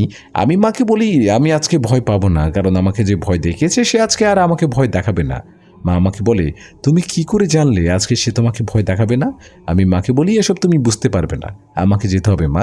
মা আমাকে কোনোভাবেই যেতে দেবে না। তখন আমি মাকে একটি মিথ্যে কথা বলি। আমি মাকে বলি, আমি একা না, আমার পাশের জমিনের আশাফুল ভাইও কাজ করবে। তখন মা বলে, আশাফুল তোর ক্ষেতের পাশেই তো, ঠিক আছে, সে যেহেতু রাতে আছে সে তোকে দেখে রাখবে, তাহলে তুই যেতে পারিস। আমি মাকে বলি, মা আজকে দুপুরে খাবারের সাথে কিছু পিঠা বানিয়ে দিও তো, সেদিন তো পিঠাগুলো খেতে পারলাম না, আজকে একটু বেশি করে বানাবে। মা রান্নাঘরে চলে গেল। ঘরে তেমন বাজার ছিল না, কিন্তু কিছু টাকা মা জমিয়ে রেখেছিল, সেটা দিয়েই বাজার করলো আর আমার জন্য দুপুরের খাবার আর পিঠে বানিয়ে দিল। আমি খাবারের বাটিটা হাতে নিয়ে ক্ষেতের উদ্দেশ্যে রওনা দিলাম। আমি সারাদিন খেতে কাজ করে রাতে সেই তাল গাছের কাছে বসেছিলাম। আমি সেই পরীটাকে ডাকি, কোথায় আপনি? আপনি বলেছিলেন আমাকে এখানে আসতে, আমি এসেছি। এখন আপনি আমাকে চাইলে মারতেও পারেন, আবার সাহায্য করতে পারেন। আপনি সাহায্য করলে আমার জীবন বেঁচে যাবে, আর আপনি আমাকে মেরে ফেললে মেরে ফেলতে পারেন, কারণ এই পৃথিবীতে আমার আর কোনো কাজ নেই। আর দুদিন পরে যদি আমি জমিদারকে টাকা না দেই, সেও আমাকে মেরে ফেলবে। তখনই খুব নরম একটি কণ্ঠে আমাকে বলল, কে আপনাকে মারবে? কে মারবে? আমি তো আপনার সাথে আছি, আমি থাকতে আপনার গায়ে হাত তুলবে সেটা আমি হতেই দেব না। আমি দেখতে পাই তালগাছ থেকে সেই সুন্দরী পরীটি উঠতে উঠতে নেমে এলো। সে আমার কাছে এসে বলল, আপনার বাড়িটার ভিতরে পিঠা আছে না? আমি ঘ্রাণ পাচ্ছি, আপনি আপনার মাকে দিয়ে পিঠা বানিয়ে নিয়ে এসেছেন, কিন্তু এসবের কি দরকার ছিল সুজন? কারণ আপনাদের ঘরে তো টাকা পয়সা নেই। আমি পরীটাকে বলি, আমি মাকে বলেছিলাম পিঠা বানাতে, মা আমার আবদার রাখার জন্য যতটুকু ছিল ঘরের সব কিছু দিয়ে চেষ্টা করেছে কিছুটা পিঠা বানিয়ে দেওয়ার। পরীটা আমাকে বলে, পিঠাগুলো এখানে রাখেন, আপনি আমার সাথে আসেন। আজকের পর থেকে আপনার আর আপনার মা আর কখনোই অভাবে কষ্ট করতে হবে না সুজন। আজকের পর থেকে আপনার আর আপনার মা আর কখনোই অভাবে কষ্ট করতে হবে না সুজন। তখন আমি এই সুন্দরী পরীর সাথে হাঁটা শুরু করি। আমি তার সাথে 20 মিনিট হাঁটার পরে আমাদের সকল চাষি ভাইদের ধান ক্ষেতগুলো পাড়ি দিয়ে একটি নদীর কাছে নিয়ে আসে সে আমায়। নদীর পাড়ে একটি বটগাছের কাছে আমাকে ওই পরীটি নিয়ে যায় আর আমাকে বলে, ওই পাশটাতে আপনি মাটি খোঁড়েন। আমি একটি কোদাল সাথে করে নিয়ে এসেছিলাম, কারণ গতকাল পরীটি আমাকে মাটি খোঁড়ার জন্য কিছু আনতে বলেছিল। আমি পরীটির কথা মতো কোদাল দিয়ে সেই জায়গাটার মাটিগুলো সরাতে শুরু করি। 50 হাত মাটির গভীরে খোঁড়ার পর আমি একটি কলসি দেখতে পাই। পরীটি আমাকে সেই কলসিটা উপর নিয়ে আসতে বলে। আমি তার সাহায্যে সেই কলসিটাকে উপরে নিয়ে আসি। আমাকে সে বলে, কলসিটা আপনি খুলেন আর দেখেন এটার ভিতরে কি আছে। আমি পরীর কথা মতো কলসিটা খুলি আর দেখতে পাই সেই কলসির ভিতরে অনেক সোনার মোহর ছিল। আমি এগুলো দেখে খুব অবাক হই আর তার কাছে জানতে চাই এত সোনার মোহর। সে আমাকে বলে, এগুলো ছিল তখনকার রাজার সেনাপতির ভাইয়ের। সেই সেনাপতির সাহায্যে রাজার গুপ্তধন থেকে কিছুটা মোহর সরিয়ে নিয়েছিল। ওই লোকটাও খুব লোভী ছিল, ওর মনে ভয় ছিল তার টাকা পয়সা কেন অন্য লোকেরা খাবে। এ কারণেই সে মরার আগে সব টাকা পয়সায় বট গাছের নিচে লুকিয়ে রেখেছিল। আমি তাকে বলি, আপনি এত কিছু জানলেন কি করে? পরীটি আমাকে বলে, আমি আপনাকে বললাম না আমি গত 450 বছর ধরে এই আশপাশেই থাকি। একদিন রাতে আমি এই বটগাছের ভেতরেই বিশ্রাম করছিলাম, তখনই আমি এই সব দেখছিলাম। লোকটি ভেবেছিল আশেপাশে কেউ নেই, কেউ জানতেও পারল না তার এই কর্মকাণ্ডের বিষয়ে, কিন্তু অদৃশ্য হয়ে যে অনেকেই চলাফেরা করে এটা হয়তো তার জানা ছিল না। পরীটা আমাকে বলে, এই টাকাগুলো নিয়ে আপনি আপনার বাড়িতে চলে যান, এখান থেকে জমিদারের টাকা পরিশোধ করে দিয়েন, আর বাকি টাকা দিয়ে আপনার জমিনের পাশাপাশি আমার এই তালগাছের আশেপাশের সকল জমি আপনি কিনে ফেলবেন, কারণ আমি চাই আমার তালগাছটা আপনার জায়গাতে থাকুক, কারণ এখন আমার বাসস্থানটা অন্য একটি মানুষের জমিনের পাশে। সে যদি আমার তালগাছটাকে কেটে দেয় তাহলে আমার বাসাটা হারিয়ে ফেলবো। আপনি আমাকে এতটুকু উপকার করেন। আমি পরীটাকে বলি, এসব আপনার জন্য হয়েছে আর আমি আপনার উপকার করব, এটা তো আমার সৌভাগ্য, আর আমি চাইবো না আপনি অন্য কারোর জায়গার উপরে থাকেন। সবার আগে আমি এই জায়গাটাই কিনবো। আমি পরীটাকে নিয়ে আবার সেই তাল গাছের কাছে আসি আর পরীটাকে সেই পিঠের বাটিটা দেই আর তাকে বলি, আপনার না পিঠে খেতে খুব পছন্দ, ধরেন এগুলো খান। পরীটা আমাকে বলে, আমি একা একা খাবো? নাকি চলেন একসাথে মিলেমিশে খাওয়া যাক। আমরা দুজন সে পিঠাগুলো খাই আর সারা রাত একে অপরের সাথে গল্প করি। ফজরের কিছুক্ষণ আগে সুন্দরী পরীটা সে তালগাছে চলে যায় আর আমাকে বলে, এখন আপনি বাড়িতে ফিরে যান, তবে বাড়ি যাওয়ার আগে মসজিদের ফজরের নামাজটা আদায় করিয়েন, কারণ নামাজটাই সব, মরার পরে ওইটাই আপনার কাজে দিবে সুজন। আমি পুকুরঘাট থেকে হাত পা ধুয়ে এসে কলসিটাকে নিয়ে বাড়িতে আসি আর সাথে সাথে ফজরের আজান দেয়। আমি বের হয়ে যাই মসজিদের উদ্দেশ্যে। মসজিদে গিয়ে জামাতের সহিত নামাজটাকে আদায় করি। তারপরে বাড়িতে ফিরে আসি। আমি ওই কলসিটা আমার বাড়ির একটি পাশেই লুকিয়ে রেখেছিলাম। কলসি থেকে কিছুটা মোহর বের করে আমি গঞ্জে নিয়ে বেছি। সেখান থেকে ভালো কিছু টাকা পাই। ওই টাকা দিয়েই আমি জমিদারের সকল ঋণ পরিশোধ করে দেই। আর পাশাপাশি আমাদের জমির পাশে ওই তালগাছের সাথে থাকা সকল জমি আমি কিনে ফেলি। এক্ষেত্রে গ্রামের অনেকের নজর আমার উপরে পড়ে। সবাই ভাবতে থাকে রাতারাতি আমি এত টাকা পয়সা কোথায় পেলাম। জমিদার ভাবছিল আমি এক রাতের ভিতরে এত টাকা কোথায় পেলাম। একদিন রাতে আমি বাজার থেকে বাড়িতে ফিরছিলাম। জমিদারের লোক আমাকে জোর করে তার কাছে ধরে নিয়ে যায়। তখন জমিদার আমাকে একলা ঘরে অনেক মারধর করে আর আমার কাছে জানতে চায়, তুই এত টাকা পয়সা কোথায় পেলি, যেখানে কিছুদিন আগে তুই খেতে পারতি না, আর এখন কিনা তুই এত বড় জমির মালিক, আমার টাকা পয়সাও শোধ করে দিলি। বল, এত টাকা পয়সা তুই কোথায় পেলি? এটা বলে আমাকে অনেক মারধর করে। আমার হাত পা থেকে রক্ত বের হতে শুরু করে মারের আঘাতে। ওই ঘরে শুধু আমি আর জমিদারই ছিলাম। জমিদার আমাকে বারবার মারছিল আর বলছিল, আর কত সহ্য করবে, বলে দে এবার। আমি জানি তুই কোনো গুপ্তধন পেয়েছিস, নয়তো এটা তোর পক্ষে সম্ভব না। বল, সেই গুপ্তধন তুই কোথায় থেকে পেয়েছিস? তখনই আমি লক্ষ্য করি দরজার ভিতর দিয়ে সে পরীটা আমার সামনে এলো। সে আমাকে বলল, তাকে নাকি আমি দেখতে পাচ্ছি, এখানে জমিদার আমাকে দেখতে পাবে না। আরে, বুড়িটার কথাগুলো শুনতে পাচ্ছি, কিন্তু তাকে আমি কিছু বলতে পারছিলাম না, কারণ আমি যদি এখন বুড়িটার সাথে কথা বলি জমিদার বুঝে যাবে এখানে অন্য কেউ আছে। জমিদার আমাকে মারছিল, এটা দেখে পরীটা খুব রেগে যায়। তখনই পরীটা আমাকে বলে, তুমি ওকে বলে দাও তোমার জমির পাশে যে তাল গাছের গোড়ায় গুপ্তধনটা তুমি পেয়েছো। আমি পরীটার কথা মতো জমিদারকে বলি, আমাকে আর মারবেন না, আমি বলছি কোথায় আমি পেয়েছি গুপ্তধন, আর সেখানে হয়তো বা এখন অনেক গুপ্তধন আছে। জমিদার আমার কথা শুনে হাসতে হাসতে বলে, দেখলি, হ্যাঁ আমি জানতাম তুই গুপ্তধন পেয়েছিস। তখন জমিদার তার 4 জন লোকজনকে নিয়ে আর আমাকে নিয়ে সেই রাতেই রওনা দেয় আমার জমির পাশে সেই বটগাছটার উদ্দেশ্যে। কিন্তু সে তো আর জানতো না সেখানে তার জন্য কি অপেক্ষা করছে। জমিদার আর জমিদারের লোকজন যখন আমাকে এই বটগাছটার কাছে নিয়ে আসে, সে আমাকে বলে, বটগাছটার কোনো পাশে আছে গুপ্তধন, বল। কিন্তু আমি চুপ করেছিলাম। এটা দেখে জমিদারের লোক আমাকে মারতে শুরু করে। তখনই চারিপাশে অনেক জোরে জোরে বাতাস বইতে শুরু করে। চোখের পলকেই আকাশ জুড়ে মেঘ জমে যায়। এটা দেখে জমিদার কিছুটা ভয় পায়, কিন্তু জমিদারের লোকজন বলে, এটাতে ভয় পাওয়ার কি আছে? কিন্তু তখনই একটি মেয়ের হাসির শব্দ চারিপাশ থেকে ভেসে আসে, আর আস্তে আস্তে তাদের সামনে আসে সেই পরীটা। ওইটাকে দেখে জমিদারের একটি লোক সেই পরীটাকে দেখে এগিয়ে যায় তাকে মারার জন্য। কিন্তু সে পরী তো সে আর আমাদের মতো মানুষ না, তার শক্তি আমাদের থেকেও অনেকটা বেশি। সে জমিদারের ওই লোকটিকে ধরে একটি আছাড় দেয়, সাথে সাথেই লোকটি ওইখানেই মারা যায়। এটা দেখে জমিদারের সাথে থাকা বাকি 3 জন দৌড়াতে শুরু করে। কিন্তু পরী থেকে বাঁচা কি এতই সহজ? তাদের সবাইকে ওই পরীটা হত্যা করে। শেষমেশ সেই জমিদারের কাছে এসে দাঁড়ায়। পরীটা জমিদারকে বলে, তুই তোর জীবনে অনেক ভুল করেছিস, কিন্তু সব থেকে বড় ভুল করেছিস তুই সুজনের গায়ে হাত তুলে। ওটা তোর পাওনা টাকাগুলো সব দিয়ে দিয়েছিল, কিন্তু জমিদার তোর মনে জেগে উঠেছিল গুপ্তধনের লোভ। দেখবি কোথায় গুপ্তধন আছে।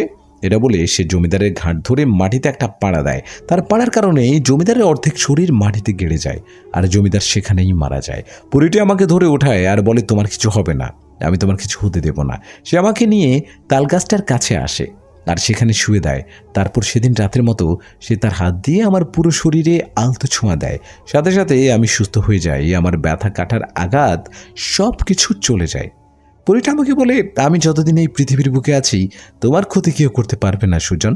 সুজন, তুমি জানো আমি তোমাকে ভালোবেসে ফেলেছি। আমি জানি এটা সম্ভব না, কিন্তু সুজন, আমি তোমার সাথে সারাটা জীবন কাটাতে চাই। আমি পরীটার মুখে এসব কথা শুনে অবাক হয়ে তার দিকে তাকিয়েছিলাম। কি বলছে সেগুলা? এটা কিভাবে সম্ভব? সে তো আর আমাদের মতো মানুষ না। তার সাথে আমার ভালোবাসা কি করে হতে পারে? আমি পরীটাকে কিছু বলি না। আমি শুধু এটুকুই বলি, আমাকে বাড়িতে পৌঁছে দেন। পরীটা বুঝতে পারে আমি তার কথা শুনে বিরক্ত হয়েছি। এ বিষয়ে কিছু বলে না। সে আমাকে নিয়ে আমার বাড়িতে পৌঁছে দেয়। এত রাতে আমাকে বাড়িতে ফিরতে দেখে মা আমার কাছে দৌড় দিয়ে আসে। ততক্ষণে পরীটা সেখান থেকে চলে গেছে। মা আমার কাছে এসে বলে, তুই কোথায় ছিলি? আমি কত চিন্তায় পড়ে গিয়েছিলাম। মা বলে, আমি তো ভেবেছিলাম জমিদারের লোক তোকে আবার না উঠিয়ে নিয়ে গেল। আমি মাকে বলি, তুমি জমিদারের কথা ভেবো না, সে আজকের পর থেকে আর আমাদের কোনো ক্ষতি করবে না।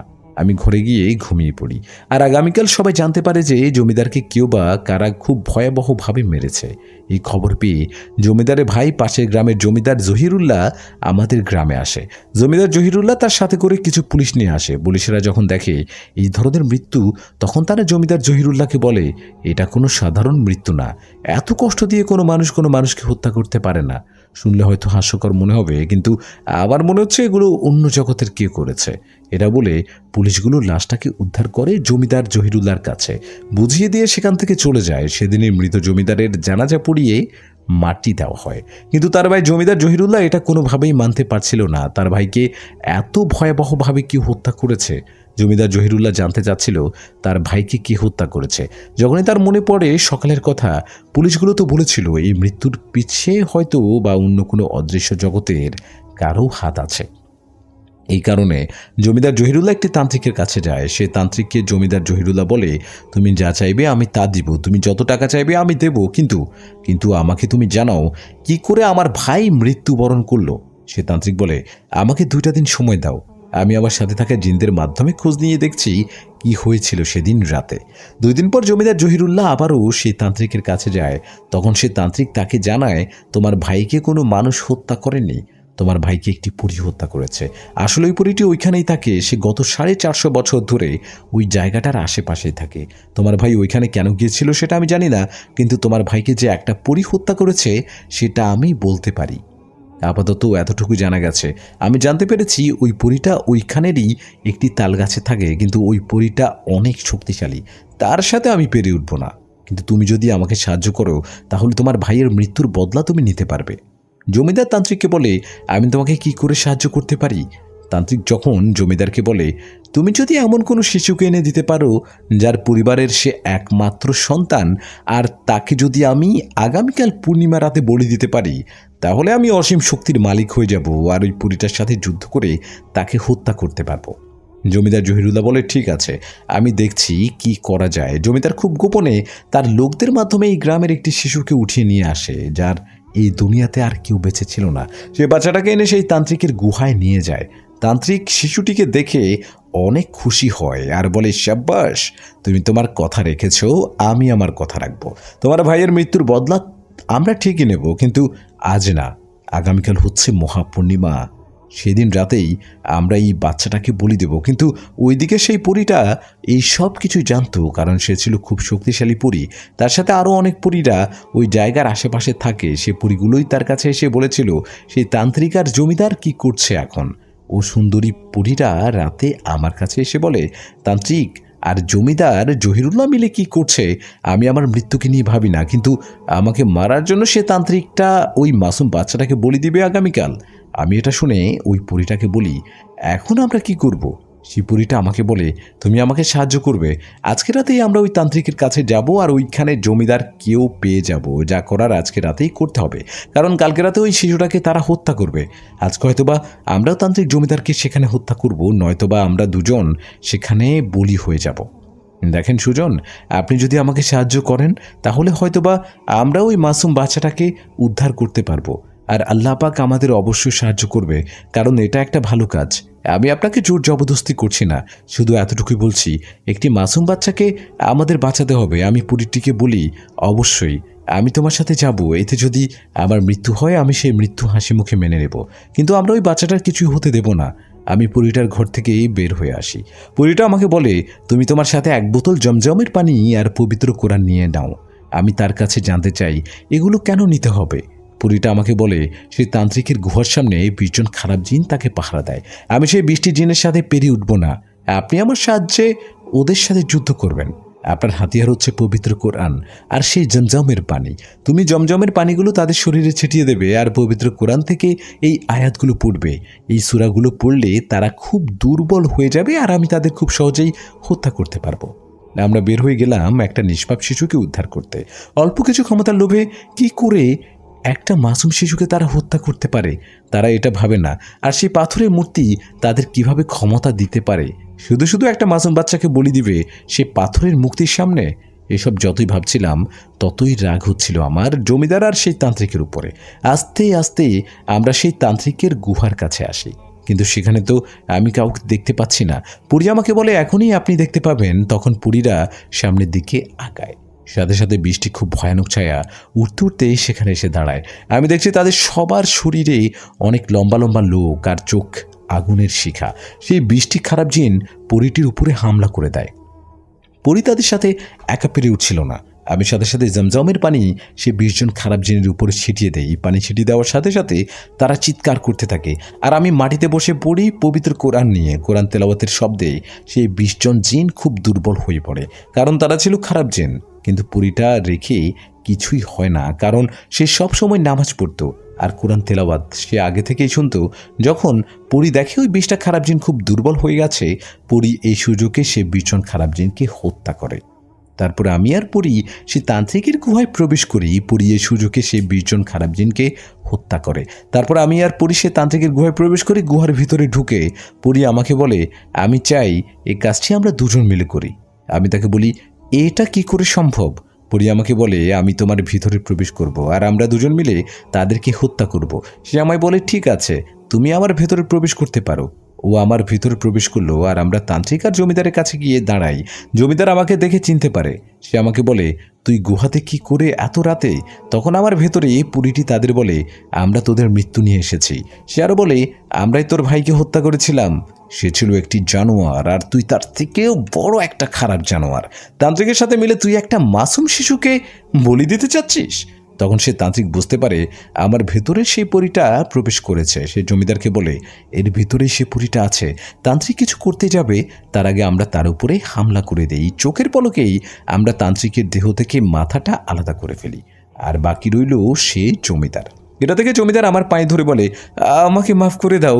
সে আরও বলে, আমি যাই করি না কেন, আমি তো একটা মুসলমান, তুমিও একজন মুসলমান, তুমি কি করে আমাকে হত্যা করতে পারো? এটা শুনে আমি জমিদারকে বলি, তুমি একটি তান্ত্রিকের সাহায্য নিয়ে এই মাসুম শিশুটাকে ওদের পাথরের মুক্তির সামনে বলি দিতে চেয়েছিলে, তখন কি তোমার বিবেকে কাজ করেনি? তুমি একটি মুসলমান। এটা বলে আমি সেই জমিদারের ঘাড়ে একটা কোপ দেই। জমিদার আত্মচিৎকার করতে করতে সেখানে মৃত্যুবরণ করে। তারপর পরীটা আমার ভেতর থেকে বের হয়ে আসে। আমি দেখি পাশে সে আমরা বাচ্চাটাকে নিয়ে বের হয়ে আসি গুহা থেকে। পরীটা আমায় বলে, জানো এই বাচ্চাটাকে তার বাবা মায়ের কাছে দিয়ে আসেন। এটা বলে পরী বাতাসের সাথে উদা হয়ে গেল, আর আমি বাচ্চাটাকে নিয়ে তার বাবা মায়ের কাছে ফিরিয়ে দেই। বাচ্চার বাবা মা আমার কাছে জানতে চায়, তুমি আমাদের বাচ্চাকে কোথায় পেয়েছো? আমি তাকে বলি, একটি শিয়াল আপনার বাচ্চাকে তার মুখে করে নিয়ে গিয়েছিল। আমি খেতে কাজ করছিলাম, তখনই দেখতে পাই একটি শিয়াল বাচ্চাটিকে নিয়ে যাচ্ছে। আমি সাথে সাথে শিয়ালের উপর তাড়া করি। একটা পর্যায়ে বাচ্চাটাকে রেখেই পালায় ওরা। আপনার বাচ্চাকে সাবধানে রাখবেন। এটা বলে আমি সেখান থেকে চলে আসছি। সেখান থেকে এসে আমি আমার জমির তাল গাছটার কাছে যাই। সেখান থেকে আমার বাড়িতে চলে আসি আর ঘুমিয়ে পড়ি। তার 2 মাসের ভেতরেই আমার মা মারা যায়। মা মরে যাওয়ার পর আমি খুব ভেঙে পড়েছিলাম। আমি বুঝতে পারলাম না আমি কি করব। আমার কিছু ভালো লাগতো না। আমি সারাক্ষণ মসজিদে বসে থাকতাম। একদিন আমি শুনতে পাই আমাদের গ্রামের নাজমুল মিয়া মেয়েটাকে নাকি জিন আসর করেছে। আমি সেটা দেখার জন্য নাজমুল মিয়ার বাড়িতে যাই। আমি সেই বাড়িতে গিয়ে দেখি অনেক মানুষের ভিড়। নাজমুল মিয়ার তার স্ত্রীর ঘরে বসে কান্না করছে। আমি মানুষের ভিড় এড়িয়ে ঘরের ভেতর প্রবেশ করি। আমি দেখতে পাই নাজমুল মিয়ার মেয়েটাকে শিকল দিয়ে বেঁধে রাখা হয়েছে। মেয়েটি কান্না করছে আর সকলকে বলছে, আমাকে সাহায্য করুন, ও আমাকে অনেক কষ্ট দেয়, আপনারা আমাকে সাহায্য করুন। আমি তার কাছে গিয়ে বলি, আপনারা মেয়েটাকে বেঁধে রেখেছেন কেন? না, সে বলে, কি করব ভাই, ওর বাঁধন যদি খুলে দিই তাহলে ও আত্মহত্যা করার জন্য চেষ্টা করে। আসলে ওর ভেতরে জিনটা ওকে মারতে চায়। আমি তখন বলি, হুজুর কবিরাজ দেখিয়েছেন? অনেক হুজুর কবিরাজ এসেছে, কিন্তু কেউ এই জিনটাকে আমার মেয়ের উপর থেকে ছাড়াতে সক্ষম হয়নি ভাই। আমার মেয়েটাকে দেখে খুবই মায়া হচ্ছিল, চোখে পানি চলে এসেছিল ওই দৃশ্য দেখে। আমি নাজমুলের বাড়ি থেকে বের হয়ে আসছি আর রাতের বেলা এসে তাল গাছে যাওয়ার সিদ্ধান্ত নেই। সেদিনের পর থেকে পরী আমার সাথে দেখা করেনি, আমিও তার সাথে দেখা করিনি। শুধু যেদিন মা মারা গিয়েছিল সেদিন আমি পরীটাকে দেখেছিলাম, সে দূরে দাঁড়িয়ে দাঁড়িয়ে কান্না করছে। আসলে আমি পরীর সাথে দেখা করতে চাই না, এই কারণে সে আমাকে ভালোবাসে, কিন্তু আমি তো একটা মানুষ, কি করে তাকে ভালোবাসবো? সে যেন আমার প্রতি আর দুর্বল না হয়। এই কারণেই আমি পরীর সাথে আর দেখা করিনি 2 মাস। কিন্তু আজকে আমি পরীর কাছে যাচ্ছি এই মেয়েটির জন্য। আমি চাই পরী আমাকে সাহায্য করুক ওই জিনটিকে মেয়ের থেকে ছাড়াতে। আমি হাঁটতে হাঁটতে বট গাছটার কাছে আসি আর আমি সেখানে এসে পরীটাকে ডাকি। আমি তাকে বলি, আজকে আপনার একটু সাহায্য আমার দরকার, আপনি কোথায় আমাকে দেখা দেন। তখনই তাল গাছের ভেতর থেকে নেমে এলো পরীটা। ওরে আমার কাছে এসে বলে, কি হয়েছে তোমার, তোমার চোখে পানি কেন? আমি পরীকে সব কিছু খুলে বলি। সবটা শুনে পরী আমায় বলে, ঠিক আছে, আমি আর তুমি মিলে ওই মেয়েটাকে সেই খারাপ জিনের হাত থেকে বাঁচাবো, তুমি চিন্তা করো না। আমি তোমাকে কিছু কোরআনের আয়াত বলছি, সেগুলোকে আজকে রাতে ভালোভাবে মুখস্থ করে নেবে। এই আয়াতগুলো জিনের উপরে অনেক কাজ করে। আগামীকাল আমিও তোমার সাথে থাকবো সেই বাড়িতে, তুমি চিন্তা করো না, ওই মেয়েটিকে আমরা উদ্ধার করতে পারবো। আমি পরীকে বিদায় দিয়ে বাড়িতে চলে আসি আর সারা রাত সেই আয়াতগুলোকে মুখস্থ করি। পরের দিন আমি প্রস্তুত নেই সেই মেয়েটির উপর থেকে জিন ছাড়ানোর জন্য। পরের দিন আমি আর পরী সে বাড়িতে যাই, আর সে বাতাসের সাথে অদৃশ্য ছিল, এ কারণে কেউ তাকে দেখতে পায়নি। গ্রামের সকলেই বলছিল, এই লোক কি করে জিন ছাড়াবে, এ তো একটি চাষা ছিল, এখন অনেক টাকা হয়েছে মানছি, কিন্তু সে কি করে জিনকে ছাড়াবে? সে তো কোনো হুজুর কবিরাজ না। আমি গ্রামবাসীদের কথা কানে তুলি না, আমি সোজা মেয়েটির ঘরে চলে যাই।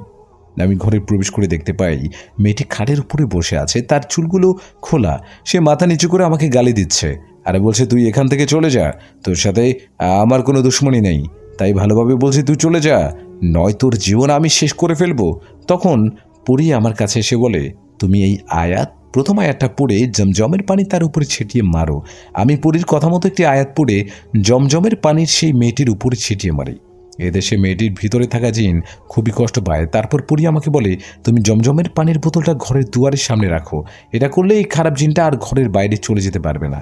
আমি পরীর কথা মতো জমজমের পানির বোতলটা দরজার সামনে রাখি। আমি সেই জিনটাকে শেষবারের মতো বলি, তুমি কি এই মেয়েটিকে ছেড়ে চলে যাবে কিনা বলো।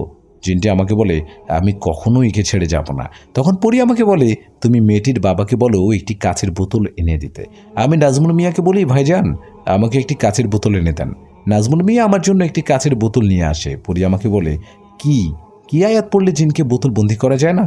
আমি সে আয়াতগুলো পড়ে এসে মেয়েটির উপরে জমজমের পানি ছিটাতে থাকি, আর একটা পর্যায়ে সে জিনটি বোতল বন্দি হয়ে যায়। তখন পরী আমাকে বলে, তুমি এই জিনটাকে যেখানে রাখবে তার পরিবার এসে তাকে মুক্ত করে নিয়ে যাবে, তার থেকে ভালো তুমি এই জিনটিকে আমার সেই তালগাছের গোড়ায় কেটে দাও।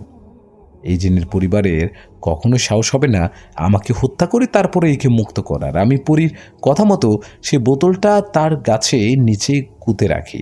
গ্রামবাসীরা আমার এই দৃশ্য দেখে সকলে খুব অবাক হয়। সবাই বুঝতেই পারছিল একদম অন্য কিছু একটা ঘটছে।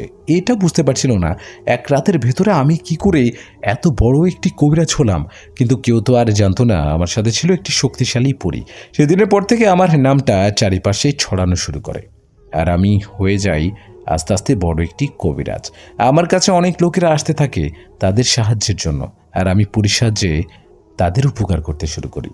আমি সিদ্ধান্ত নেই আমি পরীকে বিয়ে করব, তাই অনেক বড় হাফেজের সাথে দেখা করি, তাকে সব কিছু খুলে বলি। সবটা শুনে হাফেজ আমাকে বলেছিল, দেখো যেহেতু পরীটা তোমাকে মন থেকে ভালোবাসে আর তুমিও আস্তে আস্তে তার ভালোবাসায় জড়িয়ে গেছো, দেখো বিয়ে মানে হচ্ছে একে অপরের সাথে সারা জীবন কাটানো, হয় একে অপরের হাত শক্ত করে ধরে রাখো। তুমি চাইলে পরীটাকে বিয়ে করতে পারো, তোমরা একসাথে থাকতেও পারো, কিন্তু মনে রেখো মানুষ আর জিন পরীদের ভিতরে একটা আলাদা অফার আছে। তুমি একটি মানুষের মেয়েকে বিয়ে করে যেভাবে সংসার করতে একটি পরীর সাথে সেভাবে সংসার করতে পারবে না। শুধু তুমি জানবে সে তোমার স্ত্রী, আর কাউকে বলতে পারবে না তুমি একটি পরিচয়ে বিয়ে করেছো, কিংবা তুমি কখনোই তার সাথে মেলামেশা করতে পারবে না। সকল কিছু মেনে যদি তোমরা একে অপরকে বিয়ে করতে চাও তাহলে বিয়ে করতে পারো। আমি সেখান থেকে বিদায় নিয়ে বাড়িতে চলে আসি, আর রাতে আমি পরীকে সব কিছু খুলে বলি। আমি তাকে বলি, এখনও কি তুমি আমাকে বিয়ে করতে চাও? পরী আমাকে বলে, আমি তোমাকে বিয়ে করতে চাই, আমি সকল শর্তে রাজি আছি, সারা জীবন একে অপরের সাথে এভাবেই থাকবো। আমি বলি, ঠিক আছে তাই হোক। তাহলে তার 2 দিন পর সে হাফিজ এসে আমাদেরকে বিয়ে পড়িয়ে দিয়ে যায়। এটা বলে ইমাম সাহেব তার কথা শেষ করলো। যখনই আমি আর রেশমি পরী লক্ষ্য করি, ঘরের ভেতরে রেশমি পরীর খালামণি প্রবেশ করলো আর ইমাম সাহেবের কাছে এসে বসলো। সে আমাদেরকে বলল, তোমরা তো আমাদের বিষয়ে সব কিছু শুনলে, এখন তোমরা কি চাও? তোমরা চাইলেও একে অপরের সাথে বিয়ের বন্ধনে জড়াতে পারো, তবে আমি আর ইমাম সাহেব যেভাবে সারা জীবন কাটালাম তোমাদেরকেও একইভাবে সারা জীবন কাটাতে হবে। আমি তখন তাদের বললাম, আমার জীবন রেশমিপুরি বাজিয়েছে, এখন আমি তার কাছে এটি নেই। আমি তাকে বিয়ে করতে চাই, যদি এই শর্তে রাজি থাকে তাহলে। এই রেশমিপুরি আমাকে বলে, আমিও রাজি, আমিও তোমাকে বিয়ে করতে চাই, আমরাও সারা জীবন তাদের মতোই কাটিয়ে দেব। সেদিন রাতেই ইমাম সাহেব আমার রেশমিপুরীকে বিয়ে করিয়ে দেয়। আমার বাবা মা শুরুতে রাজি ছিল না, কিন্তু তারা যখন বুঝতে পারলো হ্যাঁ, রেশমিপুরী না থাকলে তাদের ছেলে এখন বেঁচে থাকতো না, তখন তারাও আর আপত্তি করলো না। এখন আমি আর বেশি করি সারা জীবন এভাবেই কাটিয়ে দেব।